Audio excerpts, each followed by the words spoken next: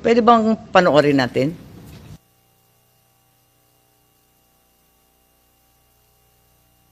Ngayon, kanina pa eh. Hindi naman lahat, ilan ang hinuli ngayong araw na to, sir? Sa iba-ibang mga krimen. Ilan ang binigyan ng ganitong... Kasi nandito kayo lahat eh. Nag-iisang tao. Ilan ang binigyan ng Nag-iisang ganitong... tao, dami krimen sa labas. Nandito kayo namin. Sir, hindi kami humingi ng pabor. Just invoke Article 59. Bakit hindi yan magawa-gawa? Attorney, you will be That's precisely the point that I'm saying. That's precisely the point. Please lang, bawal hawakan. Attorney, you will be removed. Bawal hawakan. Bawal hawakan. Tumayo ka na lang. Bawal The right to hawakan. counsel is something that has to be observed and Huwag respected. kayong umawak. Kaya na kayong pakialam sa kanila. Huwag yan. Kasi nga, Huwag mo ano yung lawyer. Nag-uusap pa kami. Bawal. Huwag na tayo Nag-uusap pa kami. Huwag mo hawakan yung lawyer. Huwag mo hawakan. Nag-uusap pa kami. Hawakan. Huwag mo hawakan.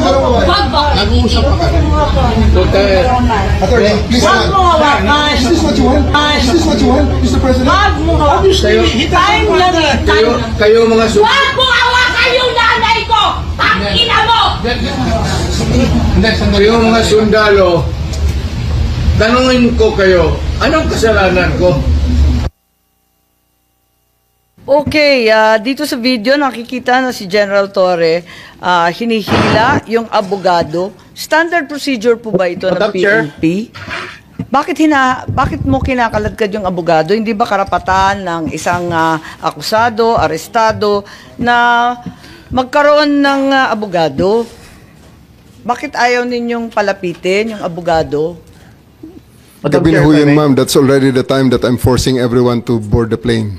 I'm already forcing the former president to board the plane, ma'am. Tapos na yung napakarami ng optics sa kanilang ginawa dyan, ma'am. And, Interesting use po of force. You were forcing them. So Yes, you ma'am. admit you forced them. You I used have violence. to. I have to because they won't go with us voluntarily, ma'am. So I have tried all the lahat ng pakiusap ay ginawa Naku, na General namin naman, buong sa araw. dinami-dami ng pulis, ang tanda-tanda na, may sakit pa. Sa palagay mo, masisindak pa yun, o kaya bang lumaban nun? In fairness to the President, ma'am, after I handcuffed E.S. Mijaldea and told Attorney Delgado that he's the next one to be handcuffed and boarded on the bus, the former President actually acceded and said, sige na, alis na tayo. And you saw that on video. Well, It was nakita namin, roaming. di ba, hinihila mo yung upuan. Hindi ba dapat, talagang General Torre, kailangan makinig ka doon sa sinasabi ng abogado? Di ba karapatan nun? I have already arrested, I even arrested E.S. Mijaldea, ma'am, for obstruction of justice and placed handcuffs on him. That was already the last parts because masyado ng gabi, aabutin na kami ng umaga din, ma'am. Ilang It's already oras na? unreasonable. 2 oras pa lang. Ikalalanding lang ng Hong Kong ng alas 10, alas 12 12 hours. pa lang to. 12 hours, ma'am. Kaya nga, anong oras to? Kasi Mga sabi 7 mo o'clock na- kanina, 10 o'clock Mga 8 o'clock yan, ma'am. Yung kay Delgra. O, anong oras na yun? Mga 8 o'clock yan, ma'am. Sa umaga na yan? Gabi. 7 o'clock, 8 o'clock ng gabi na yan, ma'am. 8 Si a.m. Delgra. Ay, 8 p.m. Yes, ma'am. Gano'ng katagal na yon? 10 hours, ma'am. 9 hours. Naka 9 to 10 hours na. So, sa palagay mo, si former president had sufficient chance to challenge na the validity of the arrest. So, sinasabi ninyo na 9 to 10 hours na yan. Kasi nakuha niya yung warrant nung alas 12 mahigit.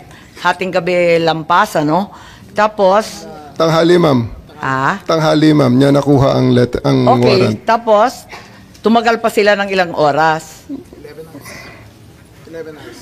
Ng 11 hours, sinasabi po ninyo? Yes, ma'am.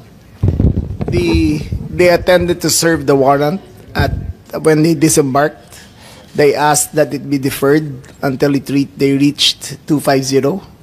Upon reaching 250, they asked for some refreshments and they cooled down. Upon being more calm and after conferring with their lawyers, the warrant of arrest was served in toto, in full, and their rights were read. So sa tingin ninyo, itong 9 to 10 hours sapat na para sa isang pangkaraniwan tao na makakuha ng sariling abogado, tapos i-check yung kanyang warrant, pagkatapos mag-draft, mag-file ng maayos na petisyon ng habeas corpus. Ganun ba yun? Ma'am, you must, I think the record showed that there were 3 lawyers with him in conference with him during the entire time. Attorney Delgra. Paano Attorney makakapag-file yun? Gabing-gabi na, hindi naman Ma'am, court hours. They had filed a case of a TRO with the Supreme Court. They tried their legal remedy. It was duly recorded, and there was no TRO given by the court, ma'am. So, ma'am, just to be clear, they had their chance to seek legal remedy, as shown by the actions of their lawyers by approaching the Supreme Court. So there was no due process denied, ma'am.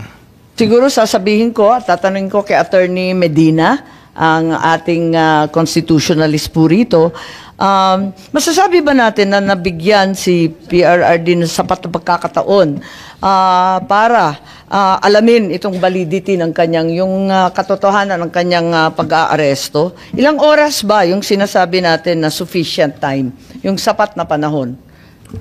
Thank you, Madam Chair. Just to clarify, I will just be consistent with the opinion that I posted, that there was no reasonable opportunity.